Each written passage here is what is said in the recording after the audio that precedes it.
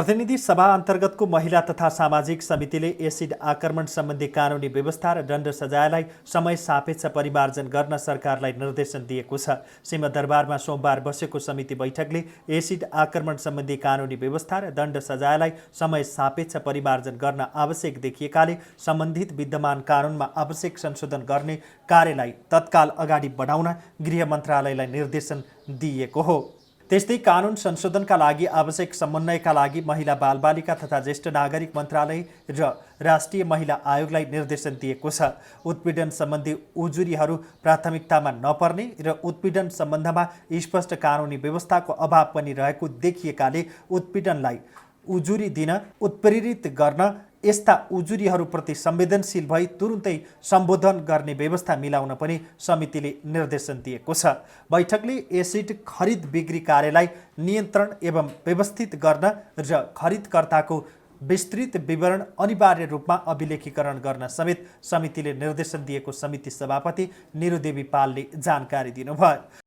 हाम्रो सामाजिक सांस्कृतिक एवं व्यक्तिगत प्रवृत्ति उत्पीडनमा मौन रहने खालको छ भने उत्पीडन सम्बन्धी उजुरीहरू प्राथमिकतामा नपर्ने र उत्पीडन सम्बन्धमा स्पष्ट कानुनी व्यवस्थाको अभाव पनि रहेको देखिएकोले उत्पीडितलाई उजुरी दिन उत्प्रेरित गर्न यस्ता उजुरीहरूप्रति संवेदनशील भई तुरुन्तै सम्बोधन गर्ने व्यवस्था मिलाउन र उत्पीडन तथा एसिड आक्रमण सम्बन्धी कानुनी व्यवस्था र दण्ड सजायलाई समय सापेक्ष परिमार्जन गर्न आवश्यक देखिएकोले सम्बन्धित विद्यमान कानुनमा आवश्यक संशोधन गर्ने कार्यलाई तत्काल अगाडि बढाउन समिति नेपाल सरकार गृह मन्त्रालयलाई निर्देशन गर्दछ। साथै आवश्यक समन्वयका लागि महिला बालबालिका तथा ज्येष्ठ नागरिक मन्त्रालय र राष्ट्रिय महिला आयोगलाई निर्देशन गर्दछ। मानव जीवनको लागि जोखिमयुक्त यस्ता एसिडको सर्वसुलभ उपलब्धता प्रतिशोध साध्ने हतियारको रूपमा पनि विकसित हुँदै गएको छ। जोखिम नियन्त्रण नियामक निकायको दायित्व हो। यसका लागि एसिड खरिद बिक्री कार्यलाई नियन्त्रण एवं व्यवस्थित गर्ने खरिदकर्ताको विस्तृत विवरण अनिवार्य रूपमा अभिलेखीकरण गर्ने कार्य गराउन हालसम्मका एसिड आक्रमण पीडितहरूको शारीरिक मानसिक एवं भावनात्मक आघातलाई सम्बोधन गर्न प्रभावकारी रूपमा औषधि उपचारको अनिवार्य व्यवस्था तत्काल मिलाउन र सुनिश्चित गर्न कानुनी सहायता तथा मनोपरामर्श प्रदान गर्न शिक्षा उच्च शिक्षामा छात्रवृत्तिको व्यवस्था गर्न सिपमूलक तालिम उपलब्ध गराउन सरकारी सेवाका रोजगारीमा प्राथमिकता दिन तथा यस्ता व्यक्तिहरूको जीविकोपार्जनलाई सहज बनाउन आय आर्जनका लागि सक्षम बनाउन र सामाजिक पुनर्स्थापना सम्बन्धमा कार्यक्रम तुरुन्त तयार गरी कार्यान्वयन गर्न गराउन समिति नेपाल सरकार प्रधानमन्त्री तथा मन्त्री परिषदको कार्यालय गृह मन्त्रालय महिला बालबालिका तथा ज्येष्ठ नागरिक मन्त्रालय राष्ट्रिय महिला आयोग एवं सम्बद्ध निकायलाई निर्देशन गर्दछ। बैठकमा एसिड आक्रमणबाट घाइते भएकाहरूले कमजोर कानुनकै कारण आफूहरूमाथि एसिड आक्रमण भएको गुनासो गरेका थिए। एसिड आक्रमणमा परेकी मुस्कान खातुनले आफूहरूलाई एसिड प्रहार भएको र त्यसको प्रभाव आफ्ना अभिभावकहरूमाथि जीवनभर पर्ने बताउनुभयो। त्यस्तै एसिड आक्रमणमा परेकी सङ्गीता मगरले एसिड बेच्नेलाई अपराधीलाई जन्म कैद हुनुपर्ने माग गर्नुभयो। र जेनी दिदीमाथि एसिड अट्याक भयो नि उहाँको बेला चाहिँ कानुन चाहिँ एकदम कडा भइदिएको भए सायद म यो अवस्थामा आउँथेन होला। र यो पीडा छ नि यस्तो पीडा हो कि यो पीडा नभएर मरम जस्तो राम्रो हुन्छ, किनकि यो पीडा धेरै डेन्जरस पीडा हुन्छ। यो पीडा मसँग भयो र मैले पुरै खपेको छु। यो म हस्पिटलमा हुँदाखेरि मेरो फर्स्टमा थाईको मासु छाला निकालेर यहाँ ड्राफ्ट गर्नुभएको हुन्थ्यो र सेकेन्ड टाइममा चाहिँ पेटको छाला निकालेर यहाँ ड्राफ्ट गर्नुभएको हुन्थ्यो र त्यसरी नै मेरो जहाँ कहीँबाट छाला ड्राफ्ट गर्नुहुन्छ र अहिले चाहिँ त्यो ममाथि जसले एसिड अट्याक गर्यो नि एउटा अपराधी चाहिँ बाहिर निस्केर घुमिरहेको छ र त्यो एउटा अपराधी बाहिर निस्केर घुमिरहेको छ। त्यसले गर्दा धेरैजनाको मनोबल बढेको होला, किनकि त्यसले धेरैजनाले सोचिरह होला कि यति ठुलो अपराध गरेर म 3-4 महिनामा बाहिर निस्किरहेको छु भने केही पनि हुन्न। हामी पनि अब जोसँग रिस छ त्यसको माथि एसिड अट्याक गर्छु र हामी पनि 2-3 महिना बस्छु र निस्किन्छु र तिनीहरूको एज चाहिँ पुरा भइसकेको छ तर पनि तिनीहरू एकजना बाहिर निस्केर घुमिरहेको छ नि। म भन्न चाहन्छु त्यसरी चाहिँ घुम्न नपर्ने हो र कोरोना कारण निस्केको छ नि। म त यो भन्छु कि कोरोना भन्दा पनि डेन्जरस भाइरस हो र अहिले चाहिँ बाहिर जो घुमिरहेको छ त्यसलाई चाहिँ कारवाही गर्नु पर्यो र जेलभित्र हाल्नु पर्यो र हाम्रो चाहिँ जुन पीडा छ नि त्योभन्दा ठुलो पीडा त हाम्रो आमा बुवाले हुन्छ, किनकि हाम्रो आमा बुवाले सुरुदेखि नै जुन हाम्रो फेस राम्रो हुन्छ त्यो फेस हेर्नुहुन्छ नि। यस्तो अट्याक भइसके चाहिँ हाम्रो आमा बुवा हामीभन्दा पनि धेरै हाम्रो आमा बुवा रुनुहुन्छ र कसरी मेरो छोरीमाथि यस्तो भयो भनेर खप्नुहुन्छ। जुन मेरो आमा बुवाले पीडा खप्नु भएको छ नि त्यो कसैको पनि आमा बुवाले पीडा चाहिँ खप्न नपरोस्। प्रथम चाहिँ ल नै एकदमै स्ट्रङ बनाउनु पर्छ होइन। ल नै स्ट्रङ भयो भने चाहिँ कुनै पनि सेलिब्रिटीहरू जसरी हामी पीडित भएर हुन्छ नि हामीमाथि एसिड एट्याक भयो लगतै पनि भनौँ न म यत्रो 5 वर्ष भइसक्यो होइन, 5-6 वर्ष भइसक्यो म एसिड एट्याक भइसकेर पनि त्यो हुन्छ नि लगातार वर्षै पछि भइरहेको छ नि त। अझ पनि रोकिएको छैन कि मेरो हुन्छ नि यो केटीको यसरी जिन्दगी बर्बाद भयो होइन, अब यसरी जिन्दगी बर्बाद गर्नुहुन्छ भनेर कसैले पनि सोचेको छैन कि अझै पनि भइरहेको छ। दिन वर्ष महिना नबित्दैखेरि अर्को एसिड एट्याक हुन्छ क्या, जसको कारणले गर्दाखेरि चाहिँ त्यसको जिन्दगी नै बर्बाद हुन्छ। साथसाथै कानुन बलियो बनाइदिएको भए चाहिँ सायद होइन, जस्तै म एसिड एट्याक भइसकेपछि यत्रो 6 वर्षको अन्तरालमा सायद दिदी भनौँ मुस्कान बहिनी भनौँ यति धेरै हुँदैन थियो होला कि। सायद कानुन नै कमजोर भएको कारणले गर्दाखेरि चाहिँ दिन प्रतिदिन त्यो अपराधीहरूलाई चाहिँ हौसला प्रदान हुन्छ कि हाम्रो देशको कानुन यस्तो छैन, मैले जे गर्दा पनि हुन्छ भन्ने खालको त्यो मनस्थिति उनीहरूको मनस्थिति नै त्यस्तै खालको भइसक्यो क्या। सोच्ने एउटा सोचाइ पनि त्यही भइसक्यो कि मैले उसको जिन्दगी बर्बाद गरेर मलाई मेरो कानुनले केही पनि रोक्दैन, मैले त्यसको जिन्दगी बर्बाद गर्नु थियो मैले गरिसकेँ, मलाई कति नै सजाय हुन्छ र। धेरै भयो 8 वर्ष 10 वर्ष के नै हुन्छ र मेरो जिन्दगी त। म 8-10 वर्षमा बुढो त हुँदिनँ नि त, म केही गर्न त सक्दिनँ। सायद त्यो पछि पनि मेरो जिन्दगी छ, म के गर्छु त्यसको जिन्दगी त मैले डामाडोल गरेर मेरो इच्छा आकाङ्क्षा पुरा भयो, तर हुन्छ नि मेरो जिन्दगी त अझै बाँकी छ भन्ने सोचको कारणले गर्दाखेरि पनि त्यो अपराधीहरूको झन् मनोबल बढ्छ कि कानुन हाम्रो देशमा। बैठकमा समिति सदस्यहरूले एसिड आक्रमण सम्बन्धी कानुनी व्यवस्था कमजोर हुँदा यस्ता घटनाहरू भइरहेको भन्दै सरकारको ध्यानाकर्षण गराएका थिए। बैठकले एसिड पीडितहरूको उच्च शिक्षामा छात्रवृत्तिको व्यवस्था गर्न, सिपमूलक तालिम उपलब्ध गराउन, सरकारी सेवामा रोजगारीमा प्राथमिकता दिन तथा त्यस्ता व्यक्तिहरूको जीविकोपार्जनलाई सहज बनाउन र सामाजिक पुनर्स्थापनाका सम्बन्धमा कार्यक्रम तुरुन्त तयार गरी कार्यान्वयन गर्न गराउन पनि सरकारलाई निर्देशन दिएको छ।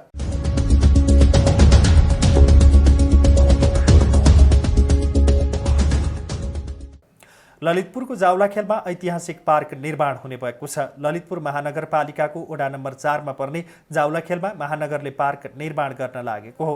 सोमबार पार्क निर्माणका लागि ललितपुर महानगरपालिकाका मेयर चिरी बाबु महर्जनले शिलान्यास गर्नुभयो। पार्क निर्माणका क्रममा वातावरण सुधार, सार्वजनिक जग्गाको संरक्षण र सांस्कृतिक पर्यटकीय क्षेत्रलाई प्राथमिकतामा राखिने महानगरका प्रमुख महर्जनले जानकारी दिनुभयो। रातो मच्छिन्द्रनाथ जात्राको भोटो देखाउने दिन उक्त क्षेत्रमा रथ राखिने गरिन्छ। उक्त जात्राको महत्त्व झल्किने गरी पार्क निर्माण हुने र महानगरका अन्य क्षेत्रमा पनि सांस्कृतिक महत्त्व झल्काउने गरी पार्क निर्माण कार्य अघि बढाइने महानगर प्रमुख महर्जनले बताउनुभयो। सरकारले चाहिँ भित्रको आनन्द निकेतन भवन दरबार एकदम रहर लाग्दो एकदमै राम्रो दरबार छ, त्यो पनि नदेखिने किसिमको चाहिँ थियो। तसर्थ हामीले त्यो पर्खाल पनि भत्काएर त्यहाँ चाहिँ अहिले यस्तै किसिमको फेन्सिङ प्रोजेक्ट त्यहाँ पनि लगभग सिद्धिन लाग्यो, त्यो पनि एकचोटि यहाँले हेरिदिनुहोस्। अनि अर्को थर्ड प्रोजेक्ट चाहिँ हाम्रो यो बुद्धि विकास मण्डलको फुटबल ग्राउन्ड, अलमोस्ट यही हाम्रो जावलाखेल फुटबल ग्राउन्ड जस्तै हो, त्यो पनि त्यसमा चाहिँ प्रोग्रेस अलिकति धीमा गतिमा भइरहेछ। अब आशा गरौँ त्यो पनि छिटै द्रुत गतिमा चाहिँ त्यो कार्य पनि सम्पन्न हुनेछ भन्ने चाहिँ हामी आशा गरौँ। यो प्रोजेक्ट भनेको चाहिँ हाम्रो ग्रिन एन्ड ब्लू प्रोजेक्ट अन्तर्गत ग्रिनमा परेका प्रोजेक्टहरू हुन् र हामीले यहाँ धेरैवटा बगैँचाहरू बनाउने पनि हाम्रो ग्रिन प्रोजेक्ट अन्तर्गत नै छ। महानगरले 1 महिनाभित्रै पार्क निर्माण सक्ने योजना बनाएको छ। पार्क अपाङ्ग र बाल मैत्री हुने महानगरले जनाएको छ।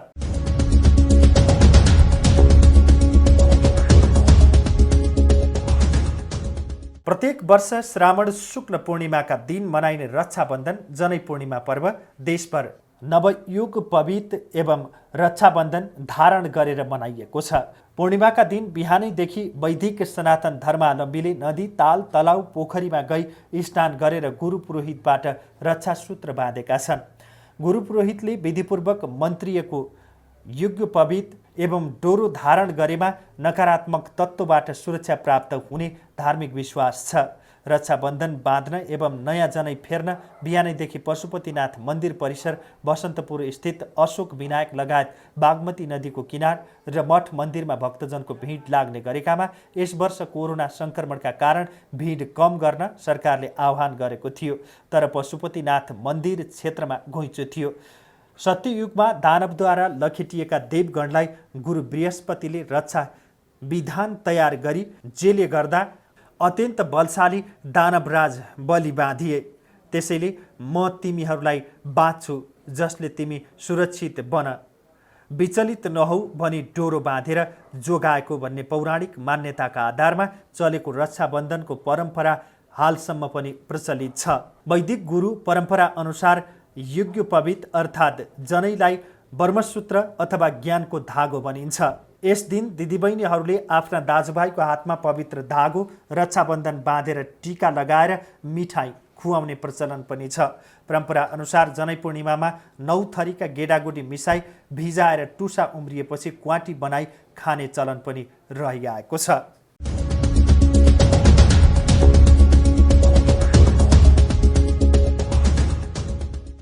नेपालमा सोमबार थप 418 जनामा कोरोना संक्रमण पुष्टि भएको छ।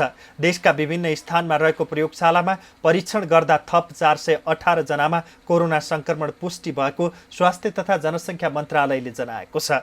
यो सँगै नेपालमा कोरोना संक्रमितको कुल सङ्ख्या 20,750 पुगेको मन्त्रालयका प्रवक्ता जागेश्वर गौतमले जानकारी दिनुभयो। संक्रमितहरूमध्ये 51 जना काठमाडौँका रहेका छन्। मन्त्रालयका अनुसार काठमाडौँमा 43, ललितपुरमा 3 र भक्तपुरमा 5 जना व्यक्तिलाई कोरोना संक्रमण देखिएको हो। यस्तै सोमबार 358 जना निको भएर घर फर्किएसँगै निको हुनेको सङ्ख्या 14,961 पुगेको प्रवक्ता गौतमले जानकारी दिनुभयो। बिपी कोइराला स्वास्थ्य विज्ञान प्रतिष्ठान धरान प्रयोगशालामा सुनसरीका 5 जना, कोशी अस्पताल विराटनगर प्रयोगशालामा झापाका 1 जना, मोरङका 37 जना, प्रादेशिक जनस्वास्थ्य प्रयोगशाला विराटनगरमा झापाका 4 जना र मोरङका 9 जना, गजेन्द्र नारायण सिंह अस्पताल राजविराज प्रयोगशालामा सिराका 3 जना र सप्तरीका 51 जना, प्रादेशिक जनस्वास्थ्य प्रयोगशाला जनकपुरमा सर्लाहीका 1 जना, महोत्तरीका 30 जना र धनुषाका 30 जना हुनुहुन्छ। नारायणी अस्पताल वीरगञ्ज प्रयोगशालामा 12 का 3 जना र पर्साका 71 जना, राष्ट्रिय जनस्वास्थ्य प्रयोगशाला टेकुमा भक्तपुरका 1 जना, काठमाडौँका 8 जना, कैलालीका 35 जना, कञ्चनपुरका 8 जना र रसुवाका 1 जना हुनुहुन्छ। शुक्रराय ट्रपिकल तथा सरुवा रोग अस्पताल टेकु प्रयोगशालामा 12 का 1 जना, काठमाडौँका 17 जना र रौतहटका 2 जना हुनुहुन्छ। पाटन अस्पताल प्रयोगशाला ललितपुरमा काठमाडौँका 5 जना, ललितपुरका 2 जना, भक्तपुरका 4 जना, महोत्तरीका 1 जना, चितौनका 1 जना र गुल्मीका 1 जना हुनुहुन्छ।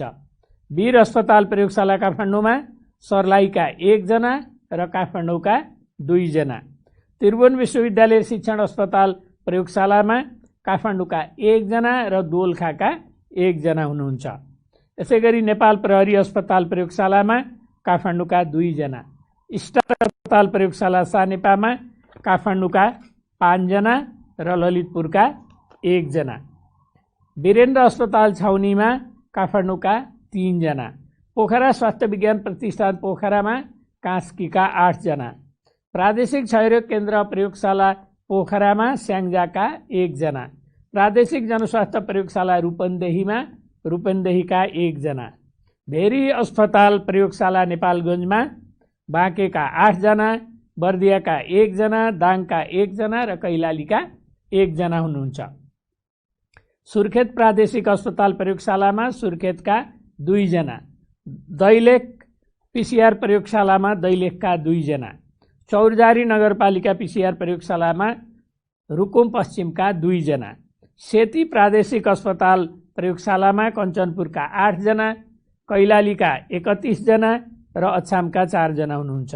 र यसरी आज जम्मा संक्रमित हुनुहुनेहरूको संख्या 418 छ। हाल 5,732 जना आइसोलेसनमा रहेका छन्। 10,452 जना क्वारेन्टिनमा रहेका छन्।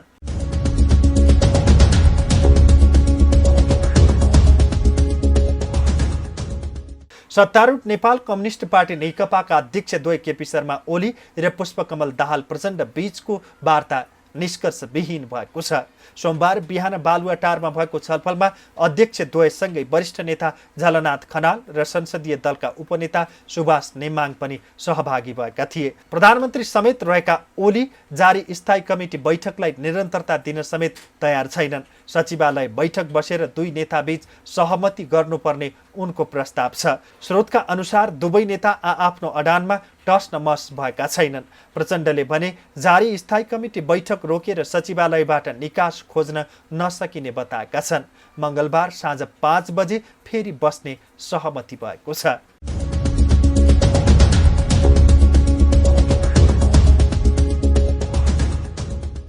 लकडाउन अवधिभरको व्यावसायिक कर, घरभाडा, शैक्षिक संस्थाको शुल्क, बिजुली, खानेपानी र इन्टरनेटको महसुल मिनाहा गर्नुपर्ने लगायतका माग राख्दै कोरोना पीडित सङ्घर्ष समितिले काठमाडौँमा विरोध र्याली निकालेको छ। सङ्घर्ष समिति नै बनाएर भाडावाला सरोकार समाज नेपाल, मझौला व्यापार व्यवसाय महासङ्घ, खुद्रा व्यवसायी सङ्घ लगायतले विभिन्न माग अघि सार्दै सोमबार माइतीघरदेखि बबरमहलसम्म विरोध र्याली निकालेका हुन्।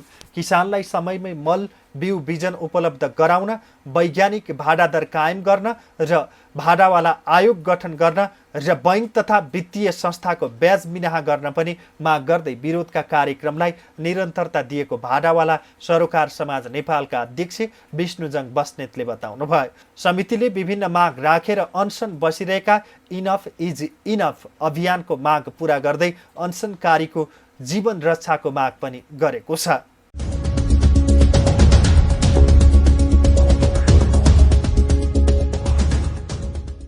सिन्धुपाल्चोकको छुट्टा छुट्टै दुई स्थानमा पहिरोमा पुरिएर 10 जनाको मृत्यु भएको छ।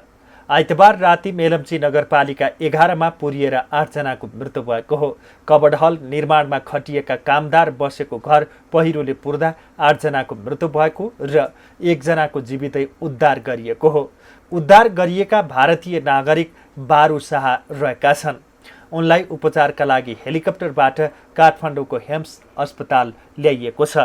पर्साको बिरगञ्जका 42 वर्षीय राजेन्द्र चौरसिया, 35 वर्षीय प्रदीप चौरसिया, 25 वर्षीय विक्रम थिङ, 23 वर्षीय मानबहादुर रुम्बा, 20 वर्षीय सिमन घलान, 21 वर्षीय शिवबालक धामी, 17 वर्षीय सोनाम लामा र भारतीय नागरिक राजेन्द्र चौधरीको पहिरोमा पुरिएर मृत्यु भएको हो।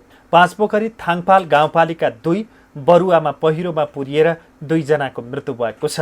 राति सुतिरहेको बेला आएको पहिरोले घर पुर्दा 48 वर्षीय यज्ञबहादुर छेत्री र उनकी श्रीमती लक्ष्मीको मृत्यु भएको जिल्ला प्रशासन कार्यालय सिन्धुपाल्चोकले जनाएको छ।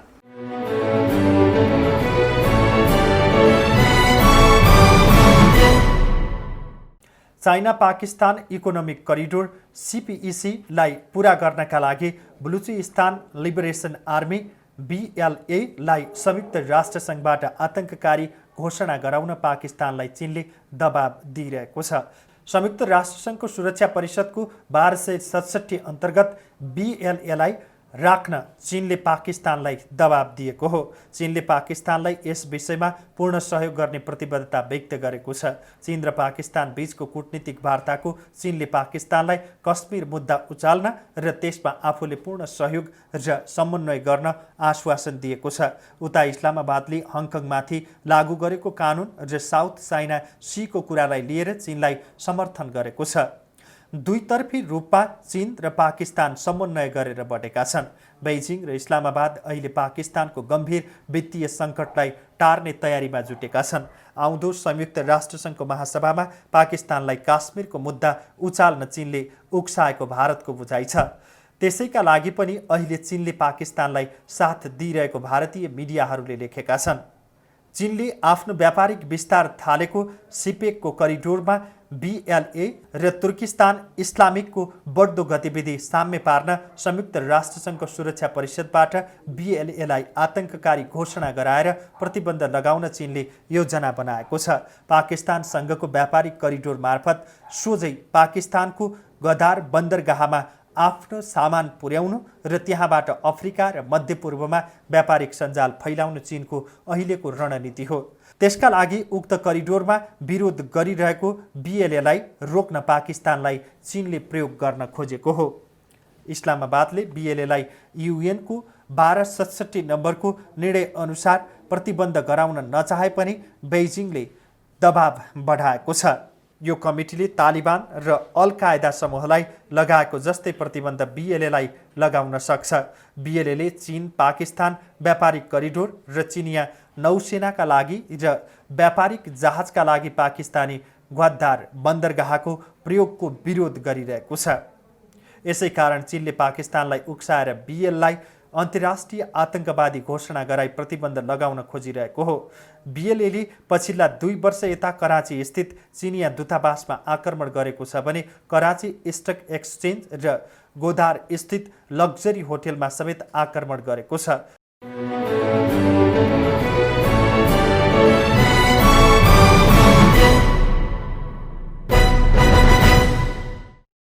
क्यारिबियन प्रिमियर लिग CPL खेल्नका लागि ट्रिनिडाड एन्ड टोबागो गएका नेपाली क्रिकेट खेलाडी सन्दीप लामिछानेलाई 14 दिनको क्वारेन्टाइनमा राखिएको छ। CPL खेल्ने सन्दीप लगायत सम्पूर्ण खेलाडीलाई आइतबारदेखि क्वारेन्टिनमा राखिएको हो। CPL आगामी भदौ 2 गतेदेखि सुरु हुँदैछ। प्रतियोगिता अघि खेलाडीले अनिवार्य 14 दिन क्वारेन्टिन बस्नुपर्ने आयोजकले नियम बनाएको छ। सन्दीप कोरियन एयर्सको चार्टर जहाज मार्फत बिहिबार दक्षिण कोरिया र त्यहाँबाट अमेरिका हुँदै ट्रिनिडाड एन्ड टोबागो गएका हुन्। सरकार र अन्य विभिन्न निकायको सहयोगमा उनी टोबागो गएका हुन्। टोबागो उड्नु अघि सन्दीपले गत मङ्गलबार PCR परीक्षण गरेका थिए। उनको सानेपा स्थित स्टार हस्पिटलमा स्वाब परीक्षण गरिएको र त्यसको नतिजा नेगेटिभ आएपछि मात्र टोबागो उड्न सहज भएको व्यवस्थापक शिवाकोटीले बताए। सरकारले अन्तर्राष्ट्रिय हवाई उडान आगामी भदौ 1 गतेदेखि मात्र खोल्ने निर्णय गरेका कारण केही समय सन्दीपले CPL खेल्ने बारे अन्यल भएको थियो। सन्दीप CPLका लागि यसपटक जमैका तल्लाहवाजबाट अनुबन्धित भएका हुन्। उनलाई जमैकाको 90,000 अमेरिकी डलरमा अनुबन्धन गरेको हो। सन्दीपले CPL खेल्न लागेको यो तेस्रो पटक हो। उनले यसअघि सन् 2018मा पहिलो पटक सेन्ट किट्स एन्ड नेभियस पेट्रियसबाट CPL खेलेका थिए। त्यसका लागि उनलाई 5,000 अमेरिकी डलर पारिश्रमिक दिएको थियो। उक्त प्रतियोगितामा उनले 5 खेलमा 7 विकेट लिएका थिए।